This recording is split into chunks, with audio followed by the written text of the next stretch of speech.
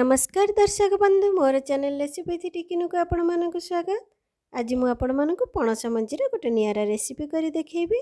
आगर तो पणस मंजीर चिप्स पणस मंजीर भजा आपण जानछंती, किंतु आज पणस मंजीर तरकारी करी देखैबी। एहीपरि नुआ नुआ वीडियो आपण देखिबा को चाहछंती ताले मोर चैनल को जल्दी सब्सक्राइब करि नियंतु। पाखरे थिबा बेल आइकन को क्लिक करि दियंतु, जहा द्वारा नुआ नुआ वीडियो और नोटिफिकेशन आपण माने पाई परिबे। एबे चलंतु तैयारी करबा ए नुआ रेसिपी। ए रेसिपी पे मोठी 400 ग्राम पणस मंजी नेछि।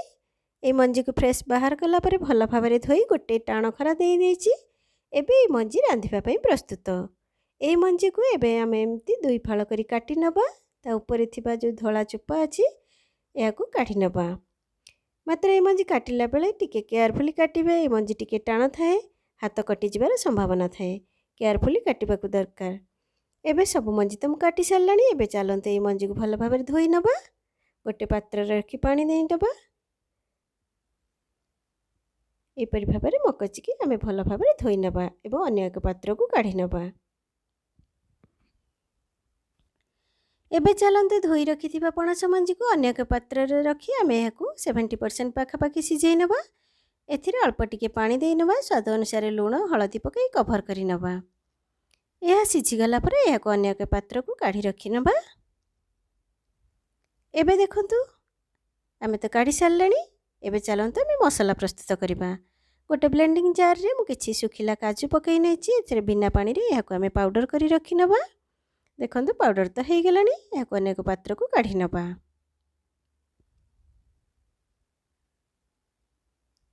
काढ़ी सारला परे आमे सेही पात्र रे किछि पियाज काटी रखी पकई नबा। गोटे बड़ पियाज को काटी रखी मु। ए पियाज को काटी पकई नबा। एथिरे किछि रसुण कला पकईबा।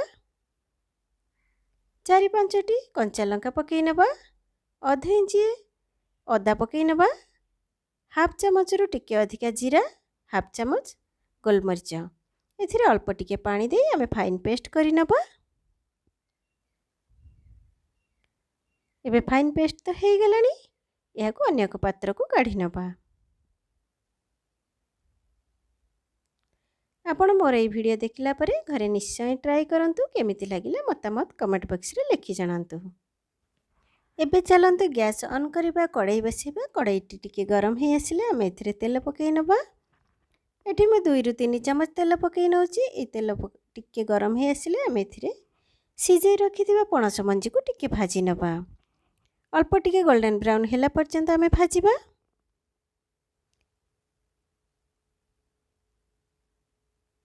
देखंतु पणस मंजीटा भल भाव भाजी हेलानी। ए स्टेज रे आमे ए मंजी को काढ़ी रखिबा। सेही कड़ाई रे आउ टिके तेल पकई नबा। प्राय 2 रु 3 चमच तेल मु पकई नेली। सेही तेल रे एबे आमे जीरा पकई नबा। मुझे हाफ चामच जीरा पकई नेली। जीराटी फुटला पर तेजपत्र पकई नबा। अल्प टिके जुआणी पकई नबा। अल्प टिके हेंगु पकई नबा। सब पकईला पर आमे एथिरे कटा पियाज को पकई नबा। एठी 2टी बड़ पियाज को काटी रखिछि। ए पियाज पकई आमे गोल्डन ब्राउन हेबा पर्यंत भाजिबा। आगर गोटे पियाज आमे मसला बाटिबार यूज करिचे। एबे देखंतु पियाजटी भल भाव भाजी हेइ आसलानी। एबे आमे बटा मसला को पकई नबा। मसलाटी पकई सारा पर या भल भाव मिक्स करी नबा।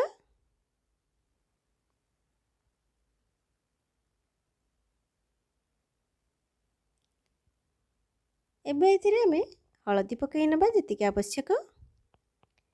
लंका पाउडर पकई नबा। ए लंका पाउडर आपण माने निज इच्छा अनुसार कम बेसी करि परिबा, जहाको जेतिके राग दरकार यूज करिवे। एबे एथिरे आमे गोटे बड़ चमच धनिया पाउडर पकई नेउचे। अल्प टिके पानी दे कसी नबा। एबे तो 5 मिनिट पाखापाखि हेइ गेलानी। एबे चलंतु देखिबा मसला तो भल भाव कसी हेइ गेलानी। ब्लेंडिंग जार को धोई रखिथिबा मसला पानी पकई आमे पुन टिके कसी नबा। टिके समय कसी सारला परे काजू पाउडर को आमे पकई नबा।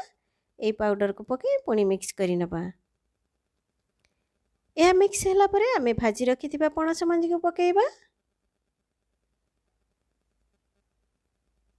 पणस मंजी को पकई पुनी भल भाव मिक्स करी नबा। यह सिझिबा पई आमे 2 मिनिट पाखापाखि कभर करी नबा।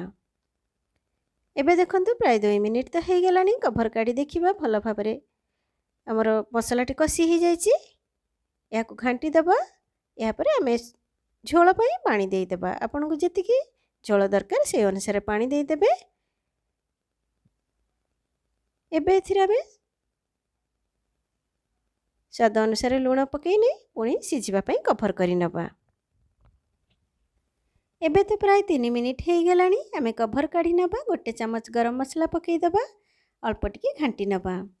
शेषर आमे 1 चमच गुआ घी पकई नबा। एठी ए गुआ घी पकाइबा द्वारा हमर तरकारी स्वाद बहुत बढ़िया आसी थाए बास्ना मध्य भल ही थाए। पकई सारा पर आमे काटी रखिथिबा धनिया पत्र को पकई नबा। धनिया पत्र पकई सारा पर आमे गैस र फ्लेम को ऑफ करि नबा। एबे चलंतु आमे याको प्लेट रे सर्व करिबा। एई पणस मंजीर तरकारी को गरम भात एवं रुटी सांगे खाइले बहुत बढ़िया लगी थाए। करिबा को मध्य केते सहज आपण माने तो जानि परिथिबे। घरे निश्चय ट्राई करंतु। मोर एई वीडियो रो सब टिप्स को फॉलो करंतु निश्चय परफेक्ट बनिबो। आपण मोर वीडियो आरंभ रो शेष पर्यंत देखिथिबारु धन्यवाद।